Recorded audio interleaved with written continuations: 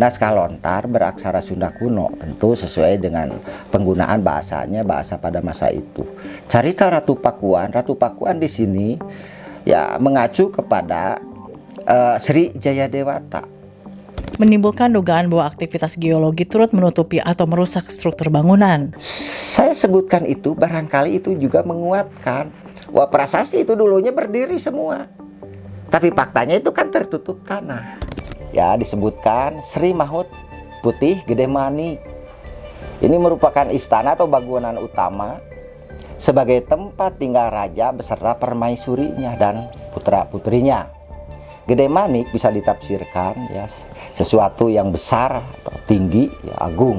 Merupakan bangunan paling tinggi dan berbentuk menara atau dalam istilah itu prasada atau meru ya.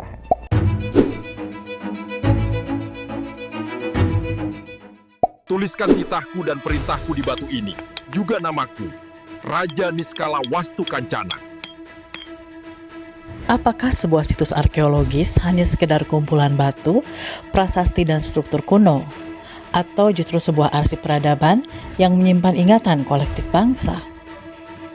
Situs Astana Gede Kawali yang terletak di timur Gunung Sawal, Kabupaten Ciamis, Jawa Barat, adalah salah satu situs paling representatif dari kebudayaan Sunda pada abad pertengahan. Di sini kita menemukan jejak-jejak material berupa prasasti beraksara Sunda kuno, punden berundak, menhir, hingga lanskap yang diduga dirancang dengan makna kosmologis tertentu. Namun pertanyaan-pertanyaan besar mulai muncul. Bagaimana sebenarnya tata ruang Istana Galuh yang dahulu berdiri di kawasan ini? Mengapa kerajaan sebesar Galuh dapat lenyap dari panggung sejarah Nusantara? Apa makna yang terkandung dalam prasasti-prasasti Kawali, termasuk prasasti Tapak yang menggembarkan karena menyebutkan berakhirnya kalender Sunda pada tahun 2086. Boleh dikatakan kalender Sunda yang asli, kalender abadi. Ini saya tafsirkan memberikan isyarat bahwa kalender ini ya akan habis tahun 2086.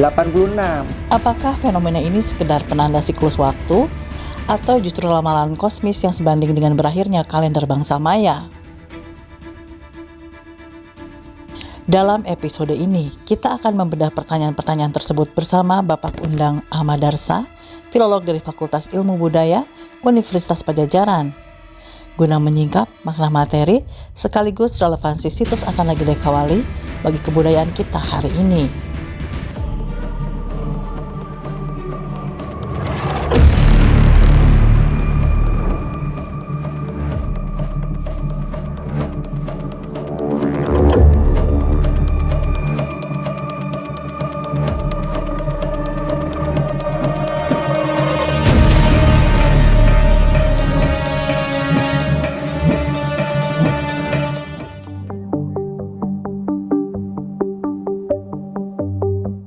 Sebuah pertanyaan muncul, benarkah kerajaan Galuh itu pernah ada?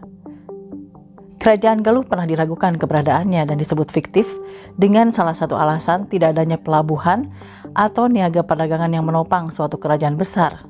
Untuk kali ini kembali saya tidak lupa untuk menempatkan diri ya dari sisi sebut saja kompetensi saya sebagai seorang filolog.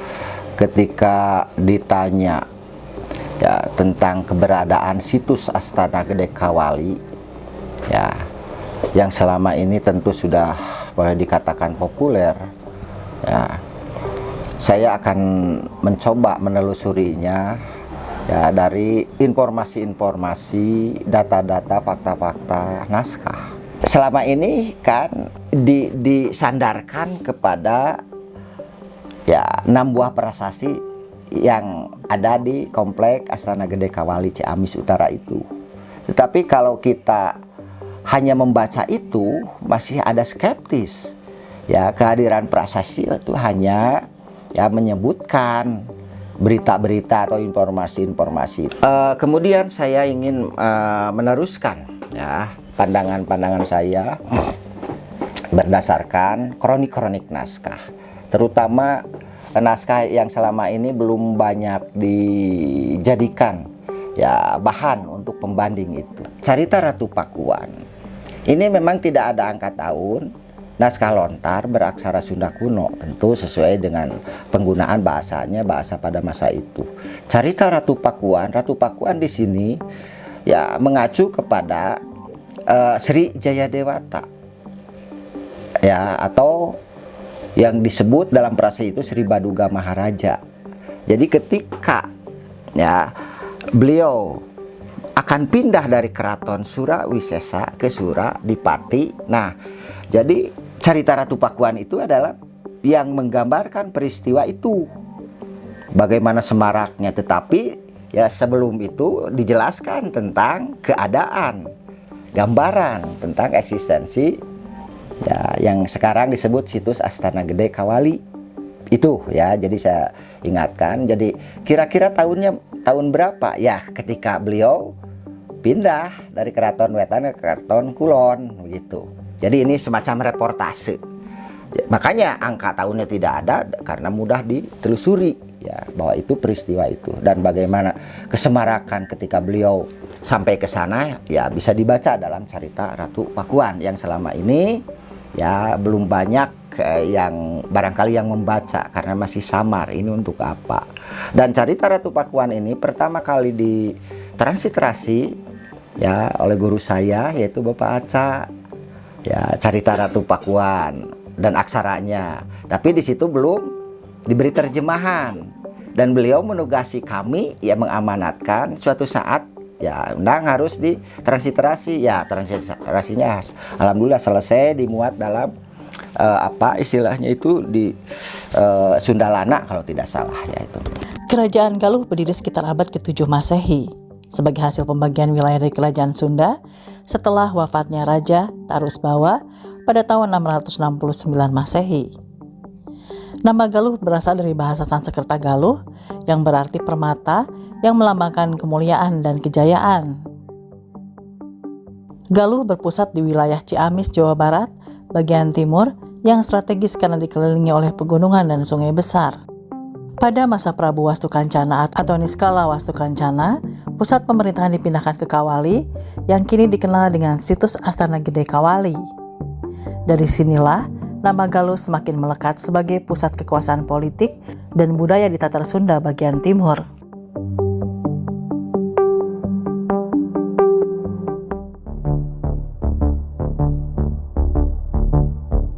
Jika mendengar nama besar seperti Kerajaan Galuh yang berusia ratusan tahun, bagaimana mungkin sebuah kerajaan besar di Tatar Sunda ini mampu menata pusat pemerintahannya dengan begitu sistematis? Mengapa Astana Gede Kawali dipilih sebagai lokasi utama Kerajaan Galuh? Apakah karena faktor geografis yang strategis atau ada alasan spiritual yang jauh lebih dalam? Jika kita perhatikan, situs Astana Gede berada di dataran tinggi dengan kontur landai menghadap ke arah timur laut. Apakah orientasi ini sekedar kebetulan atau justru mencerminkan pengetahuan kosmologis masyarakat Sunda kuno tentang arah suci dan keterhubungan dengan alam semesta? Jika benar demikian, dari mana mereka memperoleh pengetahuan tersebut? Di kawasan ini juga ditemukan prasasti Kawali yang memuat titah raja. Tapi mengapa prasasti ini ditempatkan di area yang begitu terbuka, seakan-akan ditujukan bukan hanya untuk rakyat biasa, tetapi juga untuk pengamat lain di luar lingkup manusia biasa? Apakah pesan-pesan ini sekedar legitimasi politik atau ada makna simbolis yang hanya bisa dipahami oleh mereka yang hidup dalam tradisi spiritual tertentu? Lantas, bagaimana tata ruang Kerajaan Galuh ini? Jadi Astana Gede itu ya dengan kata lain merupakan komplek keraton ya, Surawisesa. Kalau keraton Sunda di barat itu di Pakuan Bajaran yaitu keraton Suradipati. Dari temuan itu ya, didukung oleh redaksi atau keterangan dari naskah Carita Ratu Pakuan, diperoleh gambaran bahwa komplek keraton Surawisesa terdiri atas 3 kawasan, yaitu komplek Sri Kancanamani, dalam bahasa Sunda kunonya dalam Sri Kancanamani.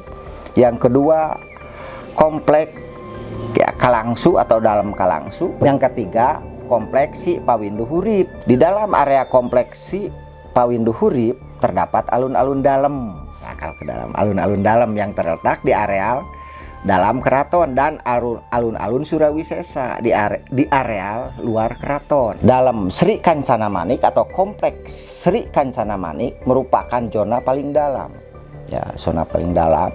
Pada area ini terdapat 3 bangunan keraton atau tiga bangunan kompleks. Ya. Yang pertama ya disebutkan Sri Mahut Putih Gede Manik. Ini merupakan istana atau bangunan utama sebagai tempat tinggal raja beserta permaisurinya dan putra-putrinya. Gede Manik bisa ditafsirkan ya sesuatu yang besar atau tinggi, ya, agung. Oleh karena itu, sesuai dengan penempatan tata ruang, sangat mungkin lokasi ini ditempatkan pada lahan tertinggi, di lahan-lahan di sekitarnya. Ya, pada survei tahun 2013 kami ya, lahan paling tinggi berada di sebelah barat laut dekat dengan Cikawali. Yang kedua, di sebelah barat laut keraton terdapat bangunan Maya Datar.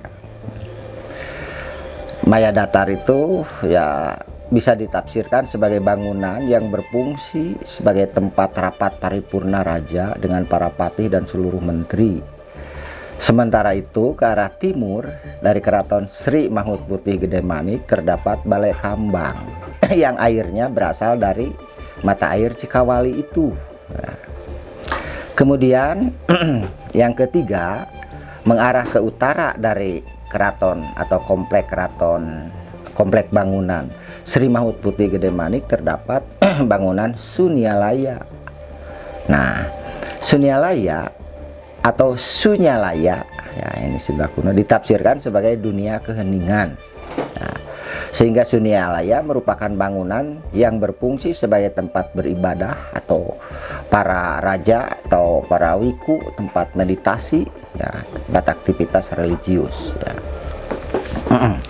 Selanjutnya ya disebutkan ya pada area antara dalam Sri Kancana Manik dan dalam Si Pawindu Hurip terdapat dalam Kalangsu, sehingga dalam Kalangsu merupakan area antara, jadi antara ya Sri Kancana Manik dan Sri Pawindu Hurip itu dalam Kalangsu.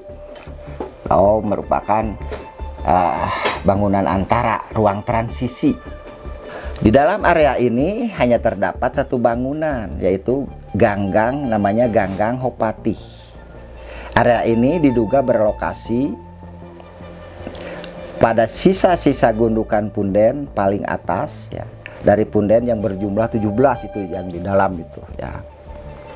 Nah, selanjutnya bangunan itu mempunyai 2 pelataran atau halaman luas yang berfungsi sebagai tempat para pembesar berkumpul pada saat pagelaran, pesta ya, anggota raja. Pelataran tersebut adalah Sanghyang Sumur Bandung dan Sanghyang Wano Datar. Dalam Sri Pawindu Hurip terletak di paling depan antara ketiga keraton itu yang tadi disebut ya. Dalam area ini terdapat 9 bangunan. Nah, inilah ya begitu teliknya penulis Carita Ratu Pakuan. Yang pertama, bumi benang ukir, jadi rumah serba ukiran ya, ukiran. Fungsinya sebagai tempat kerja para menteri, barangkali itu ya ini sebenarnya. Lalu yang kedua, bumi benang ngareka ya, yaitu bangunan yang penuh dengan hiasan, barangkali ini berfungsi sebagai tempat bekerja para patih. Sekarang ya pada lahan itu dipasang tiang dengan papan yang bertuliskan alun-alun Surawisesa. Nah, itu. Yang ketiga, bumi bubut, yaitu rumah yang dibentuk halus ya, dibubut itu ya. Itu. Nah, berfungsi sebagai tempat kerja para penasehat. Yang kelima, Limas Kumureb.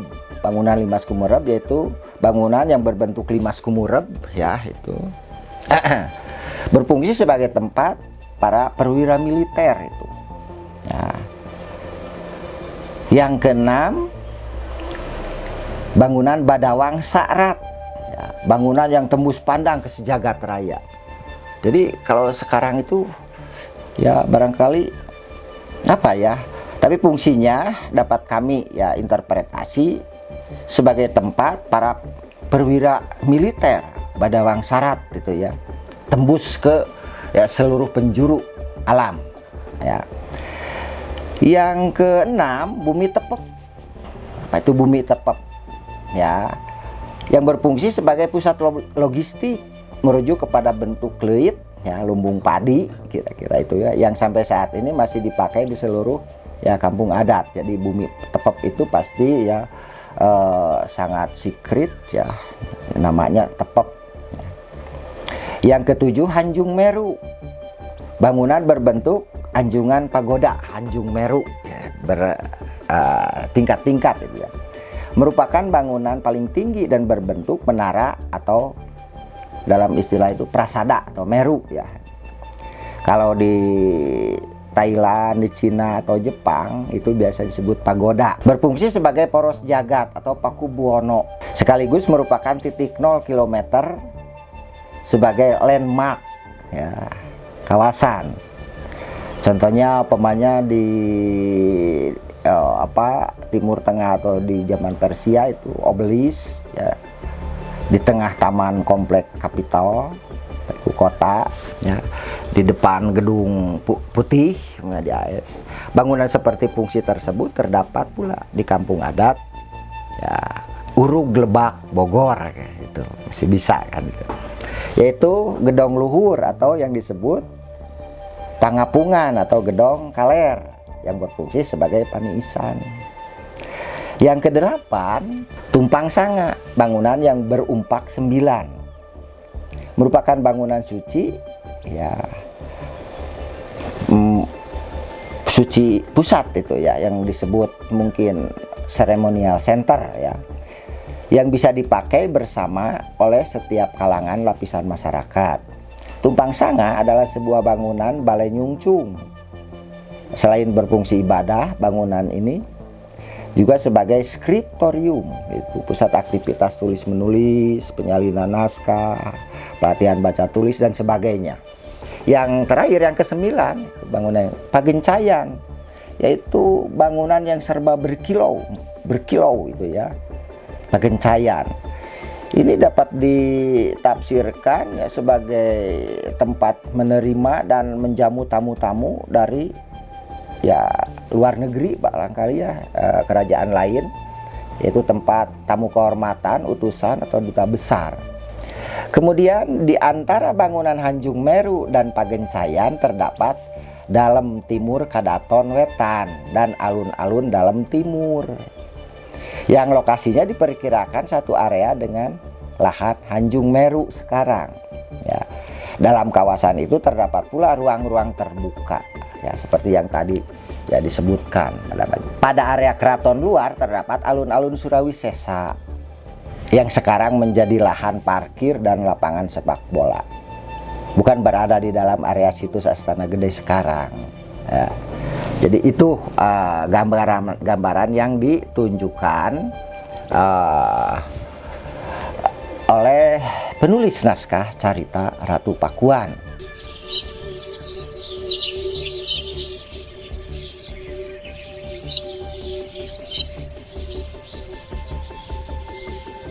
Kalau kita misalkan sebelum memasuki area situs Astana Gede sekarang ya, itu di sebelah timur terdapat lapangan bola dan lahan parkir. Di depan gerbang pintu masuk terdapat pos jaga, itu boleh dikatakan tempat tiket masuk. Di luar area pagar situs pada arah timur laut terdapat parit yang terus mengelilingi situs mengarah ke barat dan bertemu dengan parit di dalam situs sebelah timur mata air Cikawali, sehingga Cikawali dihubungkan oleh parit yang mengelilingi situs di timur laut. Cikawali merupakan ya kolam atau danau buatan yang airnya berasal dari mata air Cikawali, hasil remesan dari sungai Cibulan. Kolam Cikawali berdiameter sekitar 8 meter ya, dengan tebing-tebing curam di sekelilingnya, terutama tebing barat. Dari kolam Cikawali mengarah ke barat daya terdapat lahan yang paling tinggi. Sementara di sebelah timur air Cikawali terdapat sisa-sisa teras punden berundang dengan beberapa menhir. Sisa teras yang ditemukan berjumlah 17. Waktu saya dengan tim ke sana, kawasan keraton ini dikelilingi oleh parit dan benteng yang menyebut adanya sisa benteng tanah atau kuta ya di sebelah barat situs itu. Ini informasi dari hasil penelitian para arkeolog ya. Tapi ini cocok dengan cerita Ratu Pakuan. Jejak benteng tanah ini mengelilingi kawasan situs dan di sebelah timur situs terdapat parit yang airnya mengalir ke Sungai Cimuntur. Sementara itu di sebelah barat situs mengalir Sungai Cigarunggang. Ya, sisa benteng sudah tidak ada sekarang ya, tidak ditemukan. Sedangkan sisa parit ditemukan di area luar pagar situs ke arah timur laut mengelilingi ya, situs ke arah barat dan bertemu dengan parit di dalam situs sebelah timur mata air Cikawali. Kenapa ini harus disebut-sebut sungai-sungai? Karena salah satu prasasinya kan menyebutkan bahwa Niskala Wastu Kancana marigi sa keliling dayeuh. Nah, apa yang tadi saya kemukakan sebagai sebuah deskripsi tata ruang ya situs Astana Gede. Jadi sekalipun memang dulunya diduga ketika pusat aktivitas politik ya kekuasaan atau karaton berpusat di Karangkamulian, eksistensi Kawali ini sudah ada, tapi paling tidak hanya sebatas pusat kaum intelektual atau ya tempat pendidikan agama. Nah, ketika Niskala Wastu diangkat menjadi ya raja Sunda karena situasi kondisi yang ya memungkinkan dia tidak bisa bertahta di Karangkamulian, maka dia ya ingin menenangkan diri di situ. Tetapi selanjutnya ya atas dasar kesepakatan dari Kabataraan dan Kawikuan, yaitu dari Rama dan Resi, beliau diberi otoritas ya untuk sekaligus ya sebagai sebagai pusat aktivitas politik itu ya.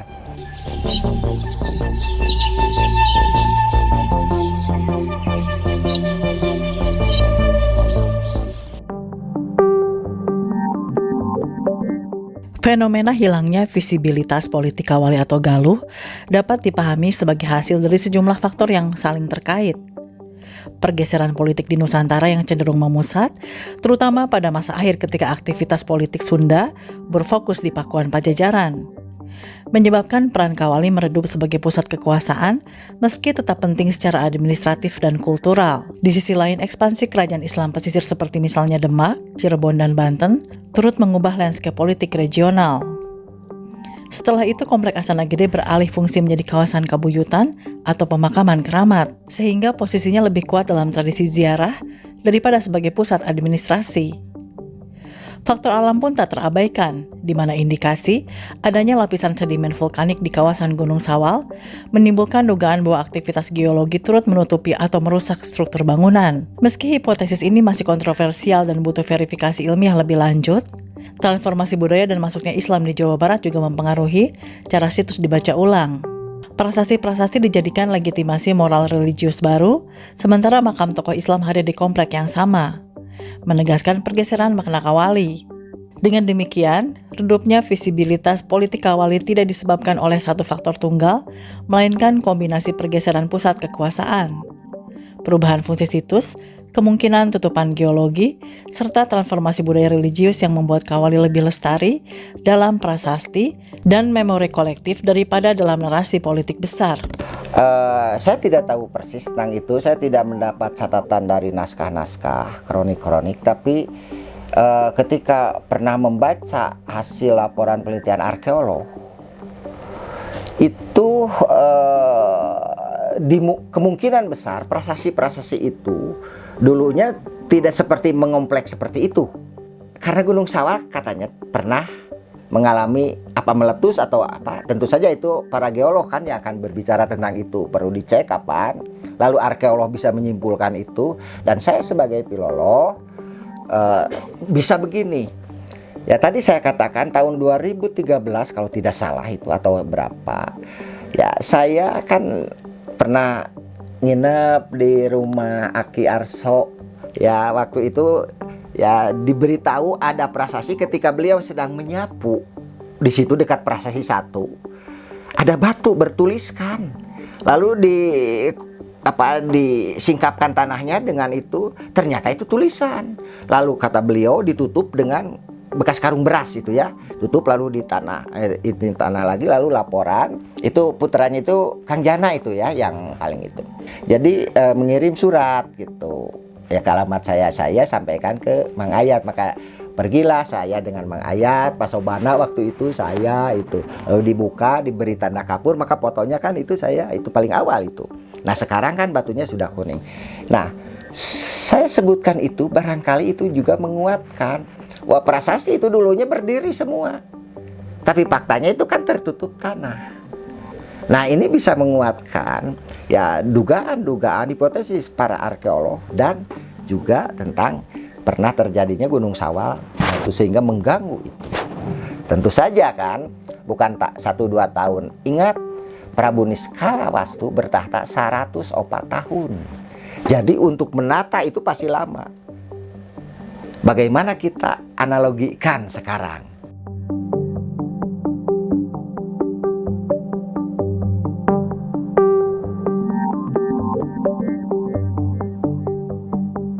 Kerajaan Galuh merupakan salah satu entitas politik paling penting dalam sejarah Tatar Sunda. Dengan bukti arkeologis situs Astana Gede Kawali, epigrafis prasasti Kawali, filologis naskah Sunda kuno, serta data topografis, eksistensinya dapat dipastikan sebagai kerajaan yang nyata, bukan sekedar mitos. Tata ruang Keraton Galuh juga menunjukkan kompleksitas yang setara dengan pusat-pusat kerajaan besar lain di Nusantara. Kehidupan politik, militer, religius, dan intelektual berpusat di Kawali menjadikannya simbol kejayaan peradaban Sunda bagian timur. Hilangnya Galuh bukan berarti punah, melainkan bertransformasi dari pusat politik menjadi memori sejarah dan warisan budaya. Kini, situs Astana Gede Kawali menjadi saksi bisu kejayaan masa lalu, sekaligus pengingat pentingnya pelestarian situs sejarah bagi generasi mendatang. Jadi akang-akang dan tete-tete jangan lupa follow, subscribe ke akun Angelic Baolina untuk tahu wisata seputar dan budaya Indonesia. Hatur nuhun atas nonton, dadah.